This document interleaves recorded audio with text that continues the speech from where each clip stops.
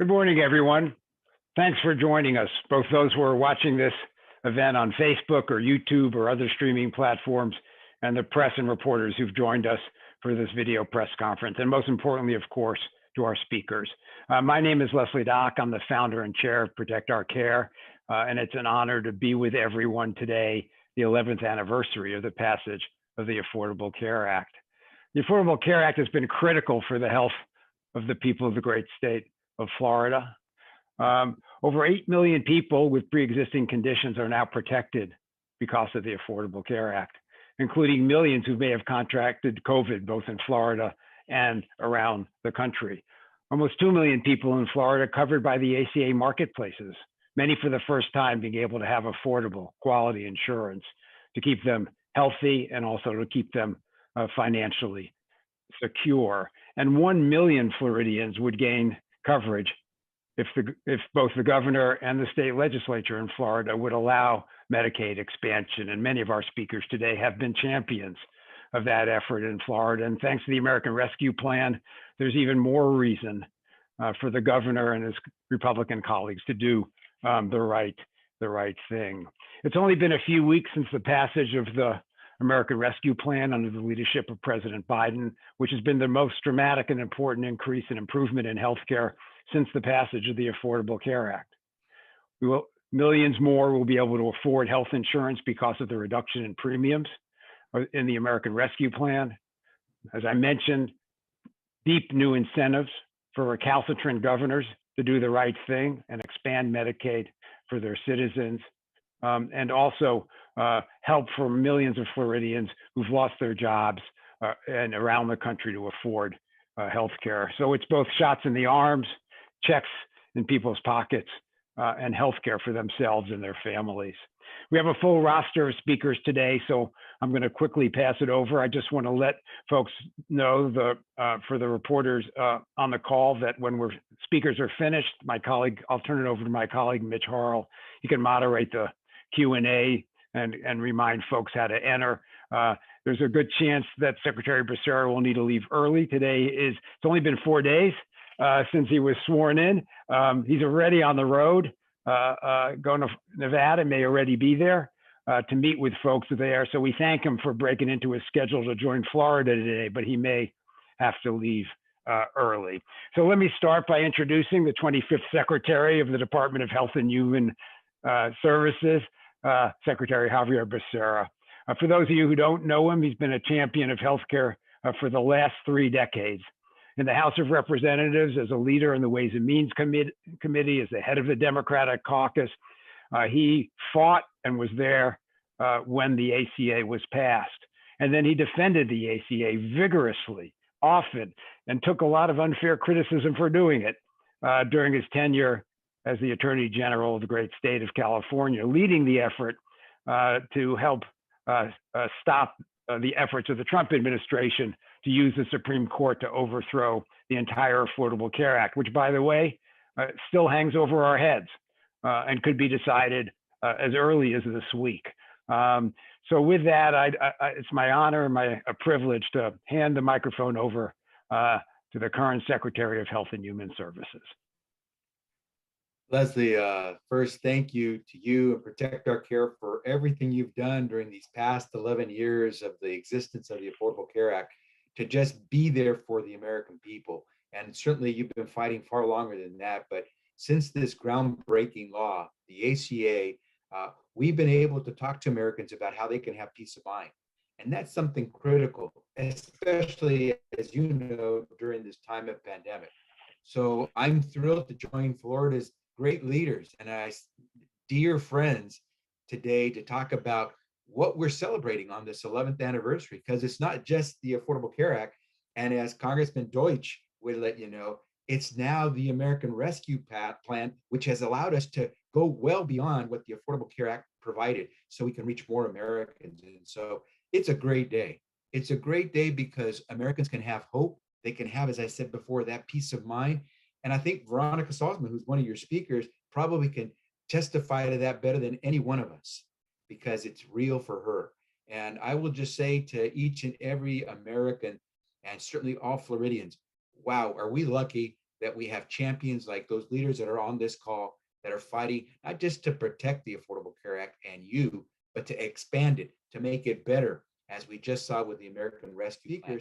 And I will tell you that for those 135 million Americans who have a pre-existing condition, knowing that that's not a problem in terms of being discriminated, that's big. I have a 26-year-old, or actually 25-year-old who in less than a month turns 26. She's been on my health insurance coverage since she's been was born, actually, and now, of course, she's continued to remain on our coverage. That will change because she's going to turn 26. But how many Americans have kids who are adults who, before the Affordable Care Act, couldn't count on keeping their kids on their insurance coverage? Well, fortunately for me, since the age of 18, my 3 daughters have continued to stay on our health care until the age of 26. Big stuff. We have to continue to move. And we have to send a big thank you to President Biden for fighting so hard to pass the American Recovery Plan and make the Rescue Plan and making it possible for us to advance. And so, final message, Leslie, that I'll communicate to everyone who may be listening and watching is, please take a moment, go to healthcare.gov. If you've got nothing to do, or even if you've got important things to do, go to healthcare.gov, because guess what? You might also find out that you could save yourself some money, get better care, and as I said, have that peace of mind. So thank you, Leslie, for championing the cause of so many. Protect Our Care has been at the forefront, and the people that you're about to hear from, your leaders from the state of Florida, have been there every step of the way. So thank you for letting me be part of this great event.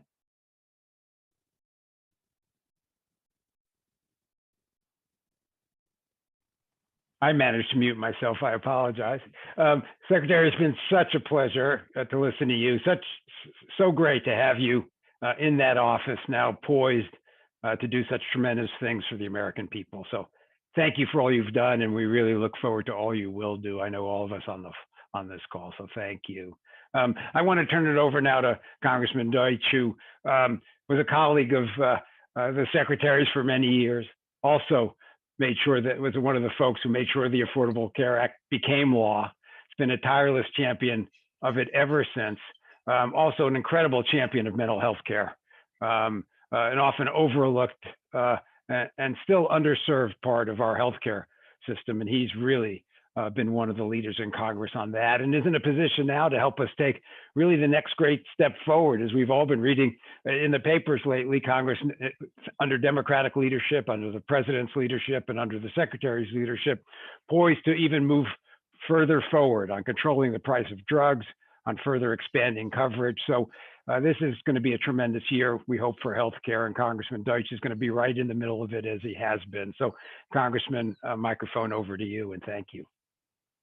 Leslie, thanks. Thanks for the introduction. Thanks to Protect Our Care for hosting this terrific event. It's really great to be with you. I am Ted Deutsch. I represent Florida's 22nd Congressional District. I also want to note this is the first time I've had the honor of addressing my friend and former colleague, Xavier Becerra, as Secretary of Health and Human Services. The Secretary, as California AG, led the charge against the last administration's efforts to rip health coverage and pre-existing condition protections away from the American people. And now he is leading America's efforts to expand the ACA. Secretary Becerra, congratulations on your confirmation. And thanks so much for joining us here in Florida.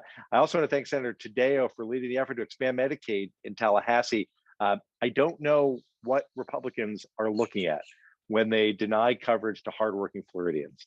We are leaving billions, we are literally leaving billions of dollars in Washington that could go to work for us here in Florida. And Senator Taddeo, you're leading that effort, and we are so grateful to you for it. And thanks to Scott with Florida Voices for Health, and Ann with PCAN for fighting so hard on behalf of Floridians for affordable access to healthcare. President Obama signed the Affordable Care Act 11 years ago today, and there is a lot to celebrate over those 11 years. 20 million Americans getting coverage, billions more getting comprehensive policies, no annual or lifetime caps, no bans on pre-existing conditions, subsidies that drop monthly premiums to zero for many shoppers on healthcare.gov. And in those over those 11 years, a lot of these things people have just come to expect as normal.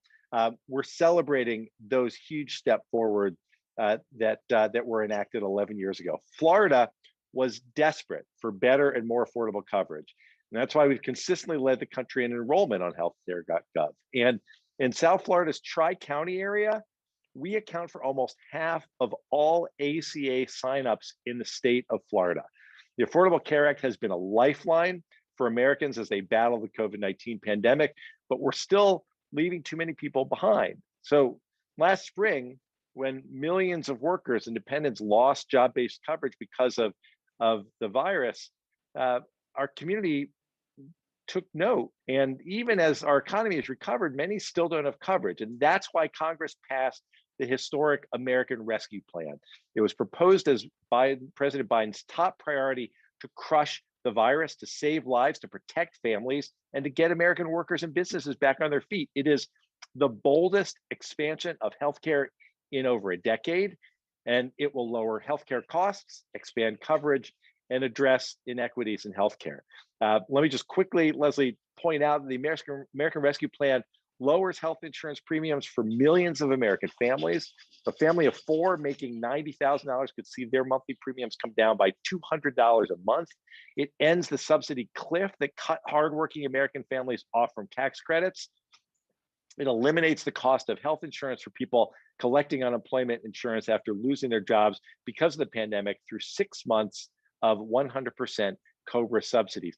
These reinforcements are strengthening America's safety net at the time that we need it the most. This is the worst health crisis the world has seen in 100 years. And yet, and I'll finish with this, sadly, Republican members of Congress and our two senators, Senator Rubio and Senator Scott, turned their back on Floridians who are suffering.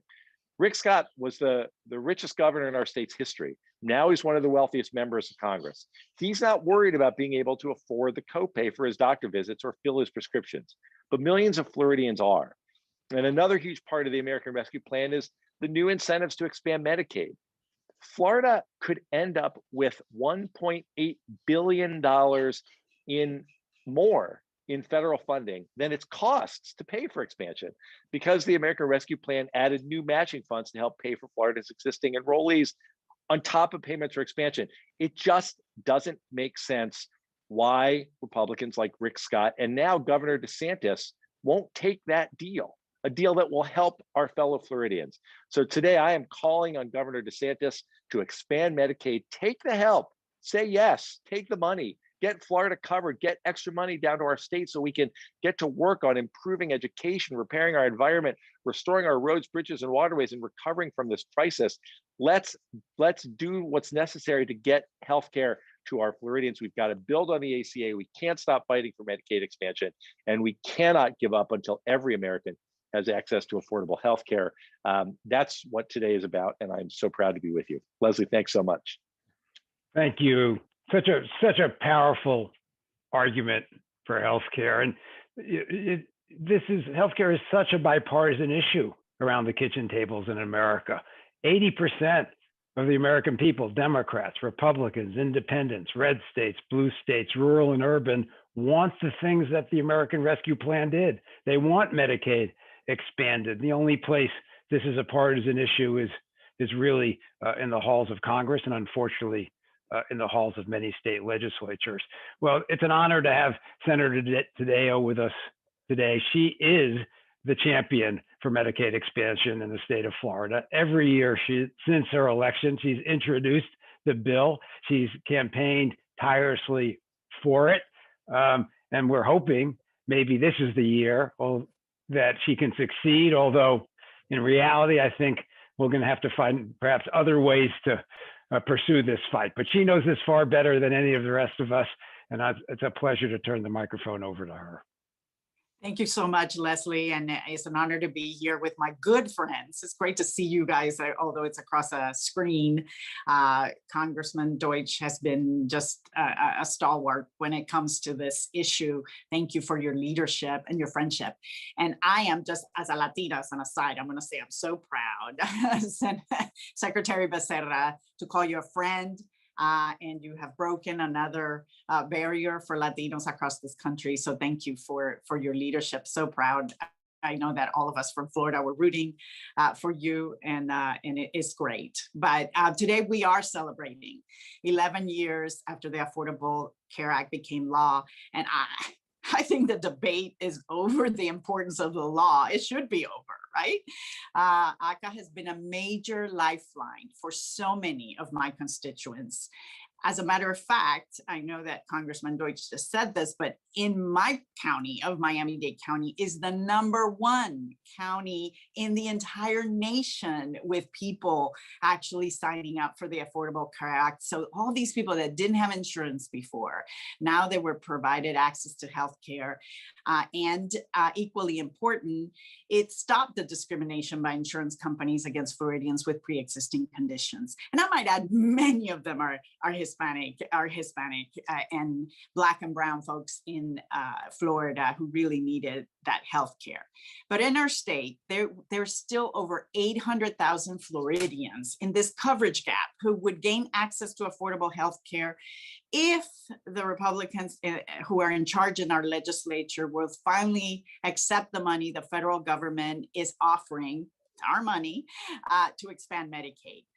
And now there's the cherry on top with this new package. It's like literally the cherry on top. We can actually expand Medicaid and get all this extra funds.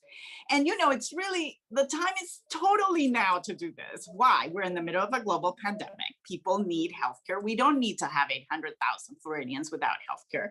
But also, former Governor Scott, now Senator Scott, said, oh, we need to turn back all this money. This is not good. Well, our sitting governor, Governor DeSantis, said, that's crazy. He literally said that. Well, you're going to hear this. I agree with Governor DeSantis. It's crazy.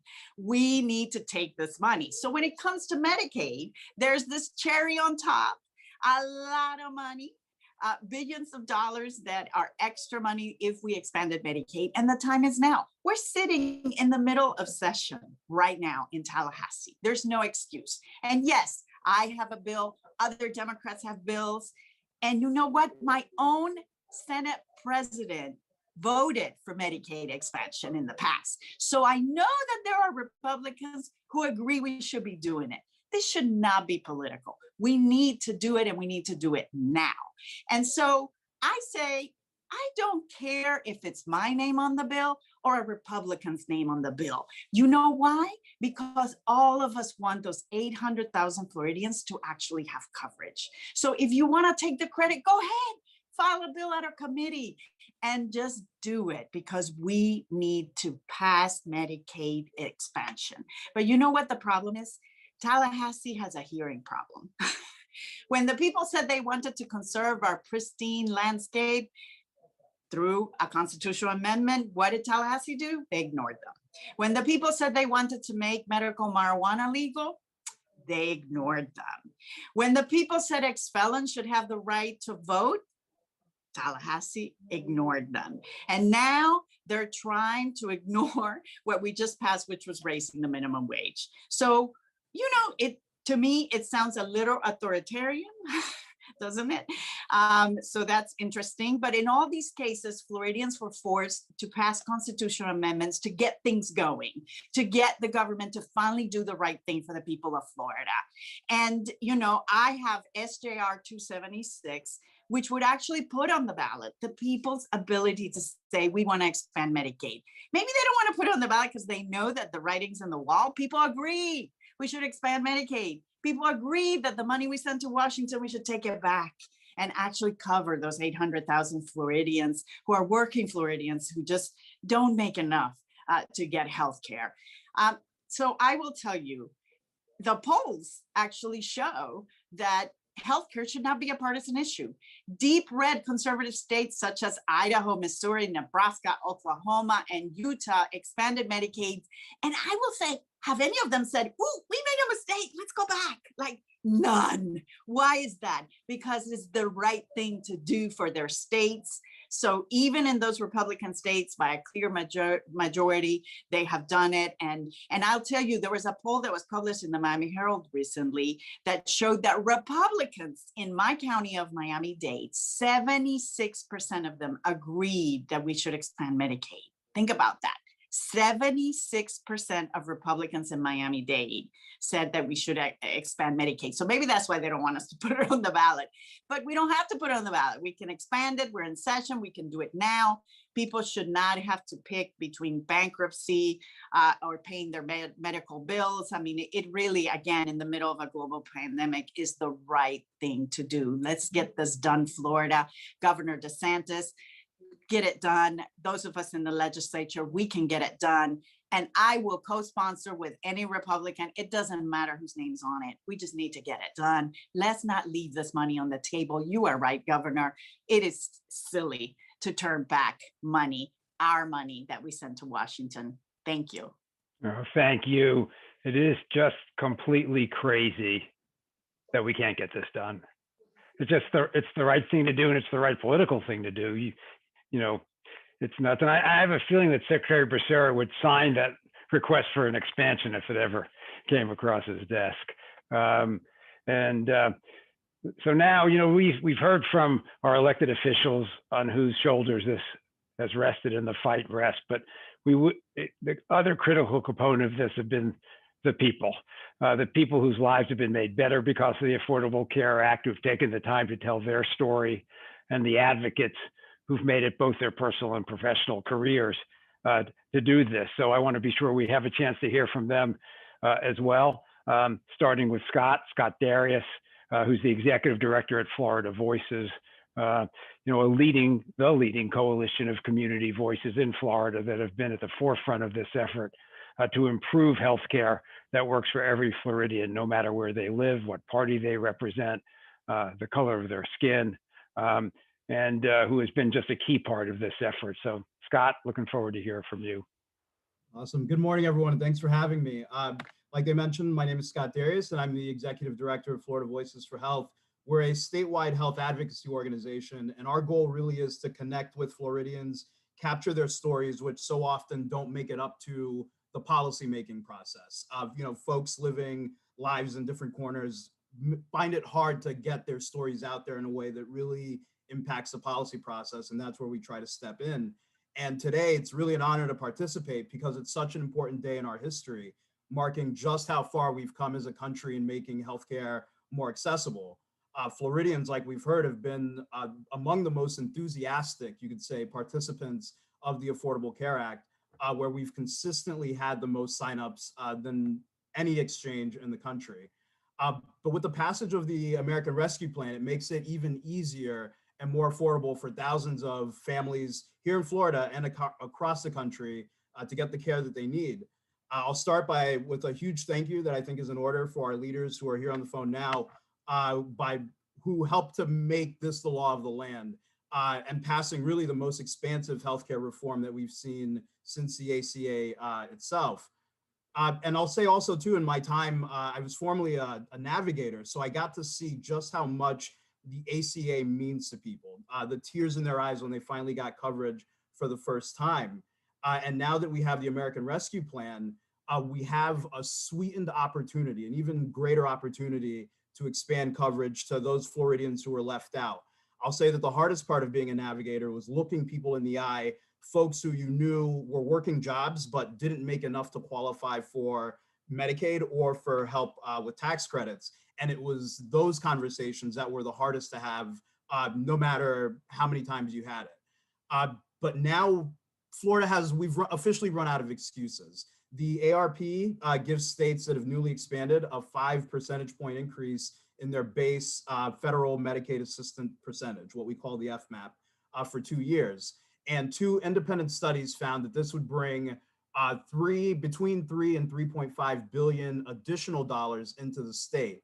So after accounting for the cost of expansion, which we've heard would be about $1.26 billion, we would see a budget windfall of at least $1.8 billion. And that's not including the $200 million a year that Florida would save from just a straight expansion without this additional cherry on top. So it really is our chance to do something special for the million Floridians who have been left out. And we know that number was at 800,000, but that was before the pandemic, and thousands have lost jobs and health coverage since then. So this is our chance to really step up for those folks. Like we heard, Medicaid expansion isn't a partisan issue. It's actually extremely popular here in Florida, with 76% of registered voters supporting it. So there really is no reason not to do it. It would help patch up our budgetary issues that we face coming out of the pandemic, but also it really is an investment in the Floridians and our friends and families and neighbors, and making sure that we have a productive society that's working to make Florida better. Thanks, Scott, and thanks for the work, and thanks for laying out that clear argument, both a humanitarian argument and a fiscal argument and a good government argument for people to hear. And as a navigator, and Ann is a navigator I'm about to introduce, also a reminder that the Trump administration basically cut all funding for navigators. And one of the first things President Biden did when he came into office was begin to restore that essential program, really a lifeline for so many. Because we all know, no matter how quote unquote sophisticated we may be, that buying health insurance is a difficult journey. And thank you for all that you do to help run the navigator systems in the state of California. The work that you do with PCAN to really bring these opportunities and life-saving opportunities home to people so that they can really make the right choices for themselves and their families. So Ann, would love to hear more what you're seeing on the ground today. Sure. Well, thank you very much for inviting me. Again, my name is Ann Packham, and I work with a local nonprofit here in Orlando called Primary Care Access Network.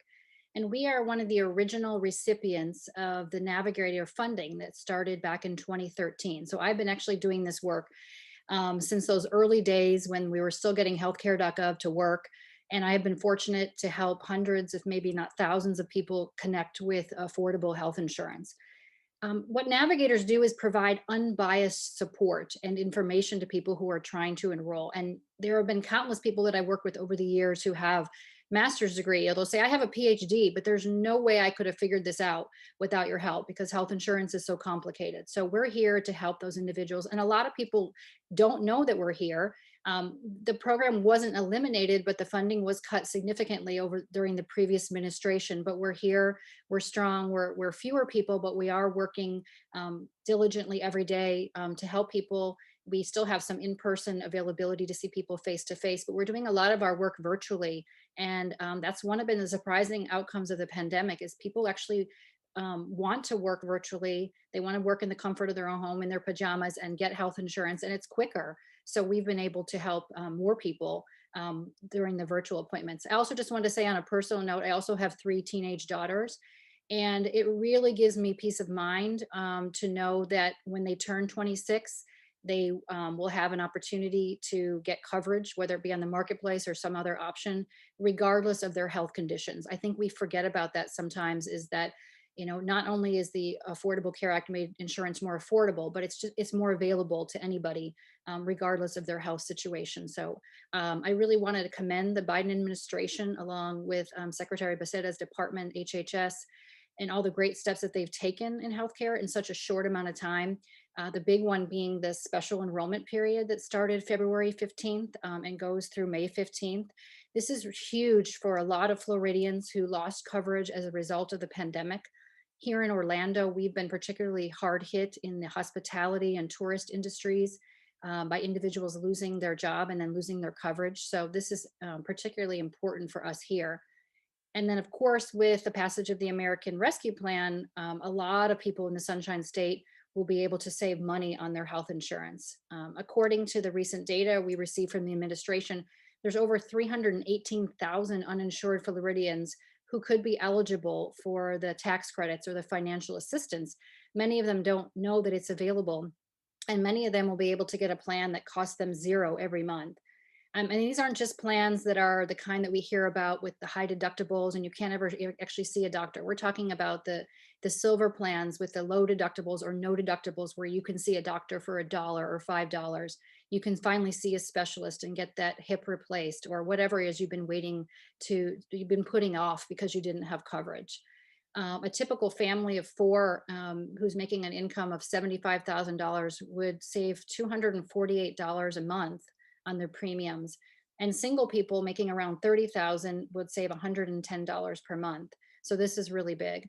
Another really important part of the American Rescue Plan that affects a lot of people here in the Sunshine State is the fact that the subsidies will be available for people making over 400% of the poverty level. So we're talking about people in the more middle to upper class who maybe decided not to get coverage because it was too expensive.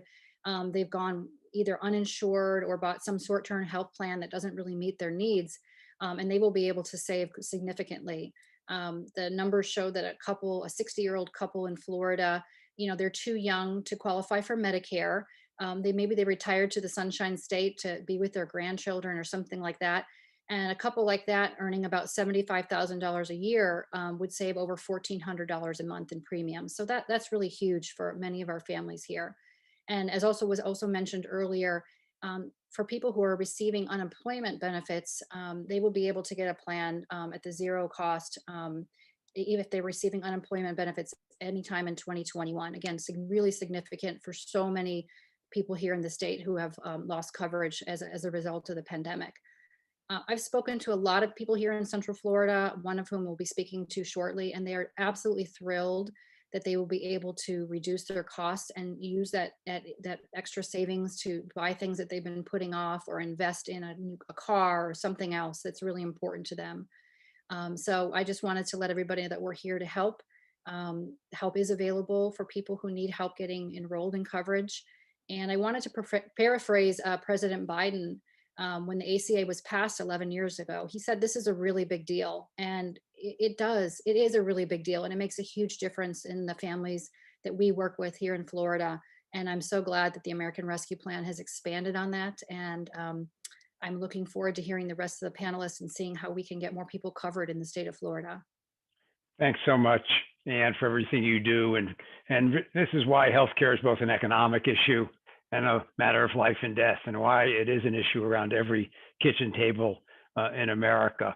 And as you said, the provisions of the American Rescue Plan on healthcare can actually put more money in people's pockets than even the $1,400 checks, and deliver a healthier and calmer life for so many people. I want to turn it over to Veronica to tell her story, because these are not abstract provisions of some arcane law that we're talking about. This is a law that affects hundreds of millions of Americans at home every day. And Veronica, we'd love to hear how it's made your life a little better and a little easier. Thank you. Hello, my name is Veronica Salzman. I'm a resident of Central Florida living in Castleberry. And this change to the health insurance has really helped me not only bring it down from 193 to 33. I knew it was going to change because I changed my job. I used to make 34,000 in a factory. However, I don't make that anymore. I'm now an essential worker at a gas station making $9 an hour. And I just changed my insurance plan with Ann yesterday, and I knew it was going to go down, but I had no idea it was going to go down that much. And for me, it's really such a big relief because just about a week and a half ago, I just got into a car accident and lost my entire car. So the extra money that I can save, I can put towards a new car, because currently right now I have no way to get to work besides my mom. And as a young adult, it's very hard to, find health insurance and move out into this world because there's so much that's against you. Trying to find a place to live on my own, rent is so high. And then also trying to deal with health insurance, there's so many payments.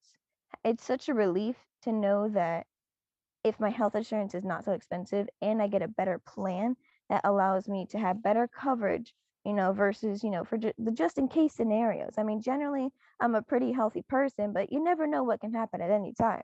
And I'm very fortunate that I only walked away from this car accident with just a minor back pain and, just being tired a little while, throughout my day.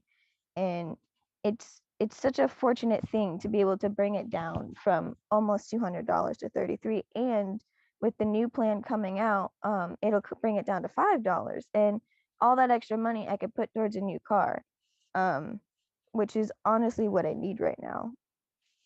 And I appreciate Ann every single day for being able to guide me through all this, because the health insurance is pretty confusing to understand.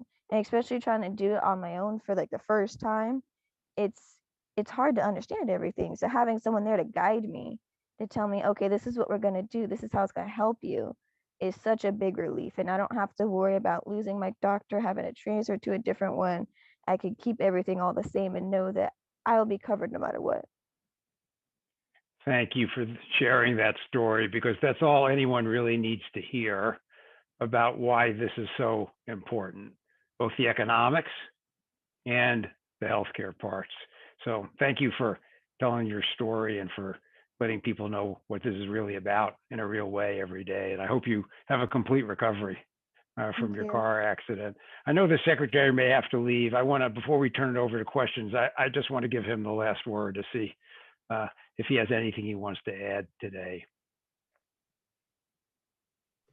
Leslie, thank you. I'm glad I stayed until Veronica spoke, because Veronica made it very straightforward, very plain what's at stake here. And so all of us are fighting along with Veronica to make sure that she and others just like her have this opportunity to believe that we really do care as a family, American family, about the health of our communities. And so I look forward to working with everyone, including folks like Veronica, who are fighting for this every day. It is essential that we truly treat healthcare like an indispensable right, not a privilege. And President Biden said it best. And I am looking forward to working with everyone that's on this call, who is going to fight to make sure that all Americans have that opportunity to feel that peace of mind that Veronica now feels as a result of having that access to healthcare through that insurance coverage. So Leslie, to you for inviting me, to all the great leaders from Florida who are on this call, and to everyday people like Veronica who really make this real. Thank you for just fighting for healthcare for all of us. Look forward to working with you. Thank you very much. Great, thanks. I want to thank Secretary. I hope you have a great day today, and we look forward to seeing you on the 7th floor. Maybe I'll get to see my old little corner that they called an office. But thank you for doing the job you're about to do. There's a lot of hard work for the American people. It's going to make a huge difference. Thank you. Amen. Thank you. I want to switch the call now, just ask my colleague, Mitch Harrell, to bring the press into this so that we have a chance to answer their questions, and thank them for patiently waiting through this impressive panel. Mitch, do you want to take us to the next phase of this? Sure thing. So for all of our reporters who are on the line, if you have a question for any of our speakers, you can virtually raise your hand. There's a little raise your hand button, and I will call on you. And if you can just say what outlet you're from, we would greatly appreciate that. So it looks like our first question is going to be from Alex Dougherty.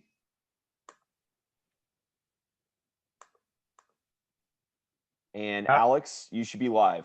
Great. I had a question primarily for the Congressman and Senator Tadeo. I wanted to ask a bit about, Republican opposition to both, the healthcare provisions we're talking about today, and obviously the larger rescue bill that passed a couple of weeks ago. I think we've heard a lot from Senator Scott in particular. His concerns about this bill are focused on the deficit and potential inflation with all the spending coming out of the government. I'm just curious what you make of that, particularly with Senator Scott's position as leading messaging on the Republican Senate side. And I'm sure you may know he's heading to Iowa next week. So it does raise some interesting questions about what his opposition may mean for where Republicans are going to be coming into the next election cycle. And let me just say that Alex, I think, is from the Miami Herald, for those who were listening and might not know all the bylines, and even his in Florida. So Senator or Congressman, does somebody want to take that question? Sure, I'm happy to jump in, Senator, today, if that's okay. Look, let's be clear about a couple things, Alex. Senator Scott didn't care about the deficit when when he supported $2 trillion in tax cuts for the wealthiest Americans and largest corporations. This is selective outrage from someone who is perpetually in a campaign mode to both in the Senate and likely a presidential race. He's worth hundreds of millions of dollars. The disconnect between his situation and the situation of real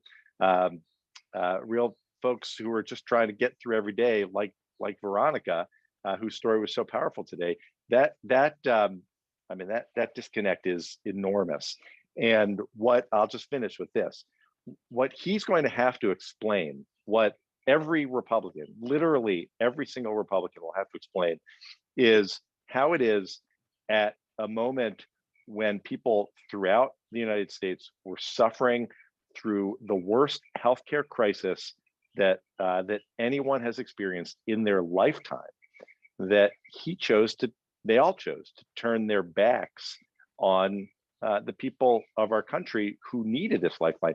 The only place that the American Rescue Plan is partisan is in Washington. Around the rest of the country, Democrats and Republicans alike have embraced, independents have embraced the president's bold initiative to help us crush the virus, to help us get help to the American people, and to help us really move forward to get our economy really rolling again. And that's they get it. Senator Tadeo understands that. The people on our call understand that, and I cannot understand. And I'll be interested to hear how Senator Scott tries to defend this vote going forward. Senator. You said it best, and I want to know how many Floridians are actually, sending that check back. I doubt anybody is. And for him to suggest that, it's also suggesting that everyone that's getting a check should send it back. And, he didn't suggest that in the past checks that were sent that actually had the signature of the previous president. So I would say that this is just crazy, and we should absolutely be helping people out. People are going through a very tough time, especially in Florida. With a failed unemployment system that actually Rick Scott created, but, did nothing about it, and DeSantis inherited, and he did nothing about it as well. So, people have been suffering and they need this help. Just one quick point, Leslie. Both Rick Scott as governor and Ron DeSantis as governor have refused to expand Medicaid, unlike Republican governors all around the country who understand that it's critically important to work together on behalf of the people of their states. That's all Senator Tadeo has been trying to do, is to work together across the aisle with advocates and business groups and hospitals and everyone who understands why we need to expand Medicaid in our state. And yet it is our governors, both Governor Scott and Governor DeSantis, who have refused to do so. Yeah, it's inexplicable, it's mean, it's cold-hearted, and it ignores the reality of people who are working every day, trying to advance in America and keep their families healthy and sound. Mitch, are there others with questions? Yep, it looks like we have another question from Abe Abaraya. So Abe, you should be live. Hello, my name is Abe Abaraya. I'm with Health News Florida. The question that I had was about the subsidies going forward.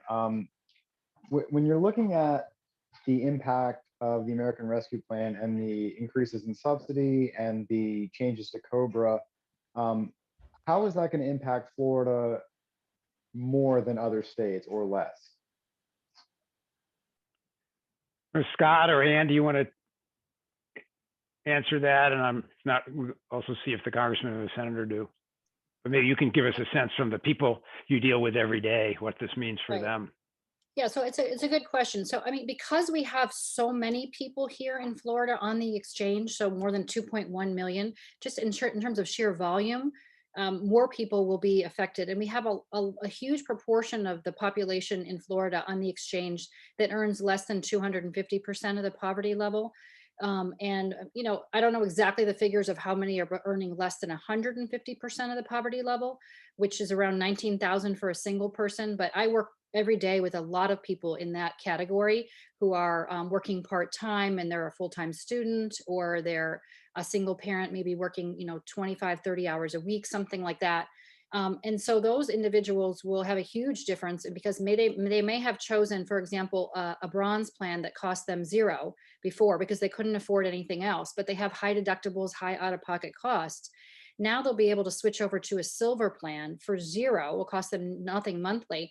And those silver plans, especially in the first couple that are listed on the marketplace, have zero deductibles. So, and copays of $5 to see a doctor, $1 to see a doctor, $10 to see a specialist. So the impact will be huge for those in the very lower income categories, but also in the middle income categories.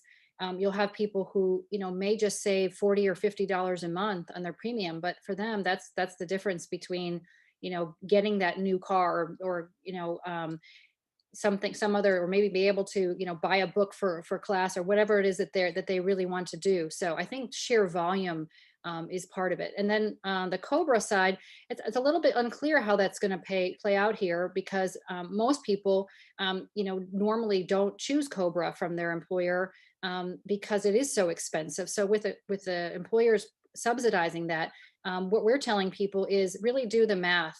Is you may have an opportunity to have COBRA subsidized through your employer and allows you to keep the plan that you've been on for a long time. But if that plan has a $3,000 deductible and you can get something on the marketplace with a $500 deductible, financially, you may be better off switching to the marketplace. So we have remains to be seen how that'll play out here in Florida. And I think, Veronica said it so well. I mean, the dollar savings that she, will have at a time when she needed healthcare and needs healthcare, the combination of peace of mind and those savings, just makes day-to-day living, so much more possible without that worry hanging over your head. And these are real dollars to so many millions of people. And it's important to think about, the statistical numbers, but even more important to close your eyes and think about, what it means for each of us as individuals. Senator, I think I may be seeing you reach for your mute button. No, okay. Thanks, Abe. Mitch, other questions? If any of our reporters on the line have another question, they can raise their hand virtually.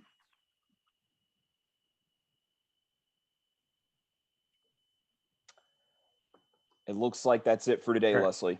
Well, I want to thank all of the journalists who joined, obviously all of our panelists who've made this issue such a part of their professional lives and their personal lives. This has been an important year for American healthcare. We've made tremendous progress through the rescue plan, but really there's a tremendous amount of work left in front of us so that we can help more people like Veronica get the healthcare they need. We can give Scott and Ann the resources they need to do their job, and we can convince politicians who refuse to do the right thing to do the right thing in states like Florida and around the country. And we have more work to do in Washington. We have to make those affordability improvements permanent. We may have to find other ways to convince governors to take good care of their people. And we have work to do to reduce the cost of drugs. And all of these things are in our reach because the American people voted for folks who agree with them on what to do about healthcare. And with Joe Biden in the White House, and this isn't a partisan question, it's a question of who's going to get things done on behalf of the American people, with Democrats in the House and Democrats in the Senate willing to do the right thing and fight for it.